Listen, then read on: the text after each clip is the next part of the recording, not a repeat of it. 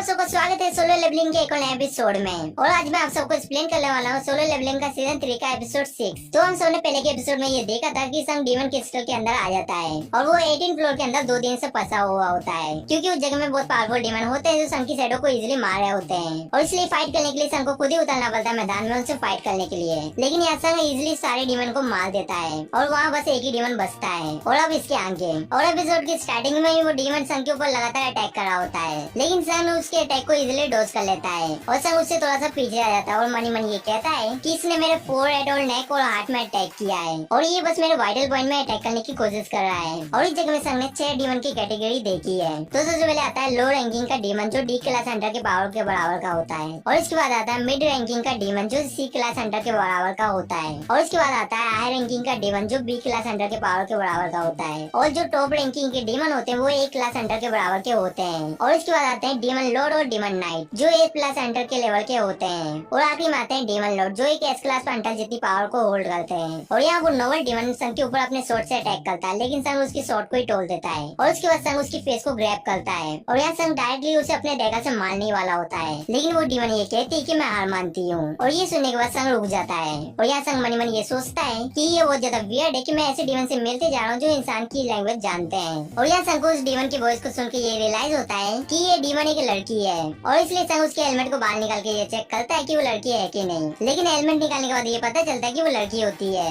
और वो लड़की अपने हाथ को ऊपर करके ये कहती है कि मुझे माफ कर दीजिए, मुझे ये पता है कि ये सारी हमारी गलती है, लेकिन प्लीज मुझे छोड़ दीजिए। और यहाँ संग उससे ये कहता है कि तुमने सबसे पहले मेरे सोल्जर के ऊपर अटैक किया और अब तुम मुझसे माफी मांग रही हो। और यहाँ वो डीमन संग को ये बताती है कि हम इस जगह के गार्डियंस है, इसलिए हम किसी भी स्कमबैग को ऐसे ही नहीं छोड़ सकते। और मेरा मतलब ये है कि हम किसी भी पर्सन को यहाँ सारे डीमन को हंट करने नहीं दे सकते और प्लीज मुझे माफ कर दो। और यहाँ संग ये कहता है कि मैंने तुम्हारे सारे लोगों को मार दिया, लेकिन तब भी तुम यहाँ भीख मांग रही हो अपनी लाइफ के लिए। और यहाँ वो डीमन संग को ये बताती है कि आपको चिंता करने की कोई जरूरत नहीं है, क्योंकि एक नाइट की ड्यूटी रहती है उसके मास्टर को प्रोटेक्ट करने की, और मैं जिंदा रहूंगी तो वो नाइट भी खुशी होंगे। और यहाँ संग मनी मनी ये सोचता है कि ये पर्सन कितनी ज्यादा सेल्फिश है, मेरा मतलब ये डीमन। और यहाँ संग उसे स्टैब नहीं करना चाहता था क्योंकि वो इंसानों जैसी लग रही थी, लेकिन यहाँ संग जैसे दूसरी तरफ देखता है वो वैसे संग के ऊपर अपने डेगा से अटैक कर देती है। लेकिन इस जगह में टस्क अपने सिल का यूज कर लेता है संग को बचाने के लिए। और यहाँ संग उससे ये कहता है कि तुम कर क्या रही हो। और वो लड़की घबराती हुई अपने सर झुका के ये कहती है कि मेरी लाइफ को वक्त दो, आप जो भी बोलोगे मैं वो आपको देने के लिए तैयार हूँ। और यहाँ संग मनी मनी ये कहता है कि इसे कोई भी शर्म नहीं है क्या।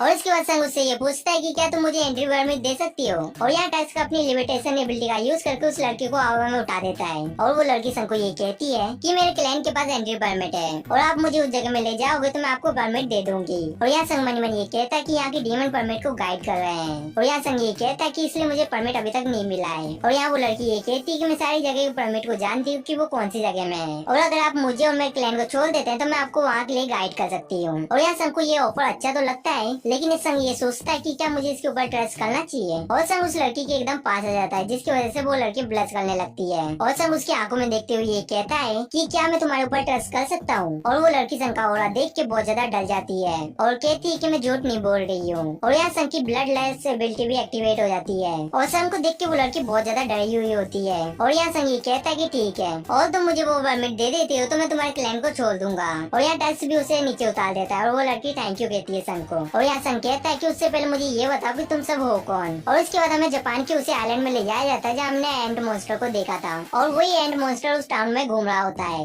और उस एंड मॉन्स्टर की साइड में एक पुलिस ऑफिसर भी होता है जो उसे देख के बहुत ज्यादा डरा हुआ होता है। और इसके बाद वो एंड डायरेक्टली उस पुलिस ऑफिसर के ऊपर अटैक कर देता है और ये करने के बाद वो यहाँ से उड़ जाता है। और हमें यहाँ देखने के लिए मिलता है कि उसने इस जगह में बहुत सारे लोगों को मार दिया है। और उसके बाद हमें फिर से डंजन के अंदर का सीन दिखाया जाता है और वो लड़की सबको ये बताती है कि उसका नाम इसेल है और वो रेड रूट क्लैन की सबसे बड़ी बेटी है। और यहाँ वो अपने क्लैन के बारे में और कुछ बता ही रही होती है, लेकिन यहाँ संग ये कहता है कि मैं तुमसे ये नहीं पूछ रहा हूँ। और यहाँ संग को ये समझ नहीं आ रहा होता कि वो अपने सवाल का आंसर इस मॉन्स्टर से कैसे पूछे। और उसके बाद संग उस लड़की से ये पूछता है कि तुम्हारे सर के अंदर तुम्हें ऐसी आवाज सुनाई देती है जो इंसानों को मारने के लिए बोल रही होती है। और ये सुनने के बाद वो लड़की एकदम हैरान हो जाती है और वो ये बताती है कि उसे ऐसी कोई वॉइस सुनाई नहीं देती है, लेकिन उसे दूसरी वॉइस सुनाई देती है जो उसे इस जगह को प्रोटेक्ट करने के लिए बोलती है। और ये सब सुनने के बाद संग मनी मनी ये कहता है कि इन मॉन्स्टरों के डिफरेंट रीजन है, तो इसका मतलब ये है कि कुछ मैजिक बीस्ट का एम ये है कि वो इंसानों को मारना चाहते हैं और दूसरे मॉन्स्टर का एम ये है कि वो डंजन को प्रोटेक्ट करना चाहते हैं। और इन मॉन्स्टरों के लिए मैं बाहर की मैजिक बीस्ट जैसा हूँ। और उसके बाद संग उस लड़की को ये कहता है कि तुम्हें ये वॉइस कब से सुनाई दे रही है। और वो लड़की संग को ये बताती है कि जब से उसकी आंख इस जगह में खुली है, जब से उसे ये वॉइस सुनाई देती है। और संग ये सुनने के बाद पूरी तरह से हैरान हो जाता है और ये सोचता है कि इसका मतलब ये है कि ये लोग इस जगह के नहीं है और शायद मुझे इससे ये पता चल जाएगा कि सिस्टम वर्क कैसे करता है। और उसके बाद संग उससे ये पूछता है कि तुम डीमन क्रिस्टल से पहले कहाँ रहती थी। और वो लड़की ये कहती है कि हम सब पहले डीमन रैम में रहते थे, लेकिन हम अचानक से इस जगह में पहुंच गए। और यहाँ संग सीरियस होते हुए ये कहता है कि तुम डीमन रैम के अंदर क्या करती थी। और वो लड़की ये बताती है, लेकिन उसकी वॉइस थोड़ी बहुत ग्लिच होने लगती है। और वो ये कहती है कि हम लोग वॉर की तैयारी कर रहे थे। और यहाँ संग उससे ये पूछता है तुम किस वॉर के बारे में बात कर रही हो। और यहाँ ईसर ये बताती है कि डीमन आर्मी तैयारी कर रही है खतरनाक ओपोनेंट से लड़ने के लिए। और ये सुनने के बाद संग बहुत ज्यादा हैरान हो जाता है। और यहाँ फिर से ईजल की वॉइस ग्लिच होने लगती है। और यहाँ वो ये कहती है कि जितना मुझे अलाउ किया था मैंने उससे कुछ ज्यादा ही बोल दिया है। और वो बार बार इस बात को रिपीट करते जा रही होती है। और सन मनी मनी ये सोच रहा होता है कि ये चीज फिर से हो रही है। मैंने ब्रोका से ये क्वेश्चन पूछा था तो उसके साथ भी ऐसे ही हो रहा था और जो सिस्टम है वो इन्हें बोलने नहीं दे रहा है। और यहाँ सन को ये बात समझ आ जाती है कि उन्हें इन सवालों में उसका जवाब मिलेगा। और यहाँ सन ये भी समझ जाता है कि सिस्टम ने ही गेम जैसी चीजों को क्रिएट किया है और जैसे कि लेवल अप, डंजन क्वेस्ट और रिवॉर्ड, पेनल्टी और जॉब चेंज, और ये सारी चीजों को सिस्टम ने ही क्रिएट किया है। और ये सारी चीजें बस गेम की एक एलिमेंट है जिससे कोई फर्क नहीं पड़ता है। और उसके बाद संग उस लड़की से ये पूछता है कि तुम किस तरह की पावरफुल एनिमी से लड़ने की तैयारी कर रही थी। और यहाँ वो लड़की ये बताने वाली होती है, लेकिन यहाँ ग्लिच होना चालू हो जाता है और जो इजल का सर होता है वो दुखने लगता है और उसके बाद वो बेहोश हो जाती है इस जगह में। और यहाँ संग सिस्टम की पावर को देख के बहुत ज्यादा हैरान हो जाता है और मनी मनी ये कहता है कि सिस्टम इतने बड़े वर्ल्ड को और मुझे इन्फ्लुएंस कर रहा है और डीमन जिस एनिमे से फाइट कर रहे हैं वो सारे आंसर जानते हैं जो भी मैं जानना चाहता हूँ। और इसके बाद सीन शिफ्ट होता है और हमें जापान के आइलैंड में ले जाया जाता है और इस जगह में बहुत सारे हंटर उससे एंड मॉन्स्टर से लड़ रहे होते हैं। और यहाँ एक हंटर दूसरों को ये बताता है कि ये कोई आम बीस्ट नहीं है और जैसे ही अपनी बात को कंप्लीट करता है वैसे उसकी गर्दन कट जाती है। और यहाँ एक आर्मर वाला हंटर ये कहता है कि जग में हो क्या रहा है और उसने डायरेक्ट हमारे हीलर के ऊपर अटैक किया है। और वो हंटर मनी मनी ये सोचने लगता है कि इसने सबसे पहले हमारे वीकेस्ट ई क्लास हंटर को मार दिया और इसने हमारे नंबर को कम करने के बाद हमारे हीलर को भी मार दिया। और जो ये बैटल है वो लंबी चली तो हम डिसएडवांटेज में जाते रहेंगे और ये बीच खतरनाक होने के अलावा इसके पास दिमाग भी है। और हमें यहाँ एक कार का सीन दिखाया जाता है जिसके अंदर एक कैमरे से सब कुछ रिकॉर्ड हो रहा होता है और अभी हमने जितना भी देखा है वो कार की एक रिकॉर्डिंग होती है। और उसके बाद हमें कोरिया के अंडर स्टेशन में ले जाया जाता है और यहाँ अंडर स्टेशन के सारे मेंबर को बुलाया था एक इम्पोर्टेंट मीटिंग के लिए। और यहाँ मिस्टर वू जिनसू सबको ये बताते हैं कि इस न्यू एंड को डिफीट करने में एक पूरा दिन लग गया और इस एंड को सबसे पहले एक स्मॉल आइलैंड में देखा गया था जहाँ उसने सब कुछ तबाह कर दिया था और उसके बाद ये दूसरे आइलैंड में गया था। लेकिन इमरजेंसी हंटर को बुलाने की वजह से अभी सब कुछ ठीक है। लेकिन 4 ई रैंक के हंटर और एक डी रैंक का हीलर और एक सी रैंक का लीडर ये सारे बैटल फील्ड में मर चुके हैं और एक ए क्लास हंटर ने बीच में फाइट ज्वाइन करके उस एंड को सक्सेसफुली मार दिया। और यहाँ हंटर सेशन का एक और मेंबर ये कहता है कि तुम ये कहना चाहते हो कि इन म्यूटेंट एंड को मारने के लिए हमें ए क्लास हंटरों की जरूरत है। और यहाँ वू जिनसू ये भी बताता है कि उस एंड ने 294 लोगों को मार दिया है और इसलिए 108 हंटरों को इस काम में लगाया गया है। और ये चीज इसलिए की गई है क्योंकि वो एंड उड़ सकते हैं और जो म्यूटेंट एंड है उनके पास ये एबिलिटी है कि वो डेंजर को सेंस कर सकते हैं और इसलिए जापान के हंटर स्टेशन बहुत ज्यादा अलर्ट है और हंटर स्टेशन के बाकी मेंबर भी इसके ऊपर बात करने लगते हैं। और मिस्टर वू जिनसू सबको ये भी बताते हैं कि जापान एशिया की इकलौती ऐसी कंट्री है जो वेल ऑर्गेनाइज है सिस्टम नेटवर्क के मामले में और जापान ने उन्हें एंड की वजह से इतना ज्यादा सफर किया है तो किसे पता है कि वो एंड कोरिया में आ गए तो क्या होगा।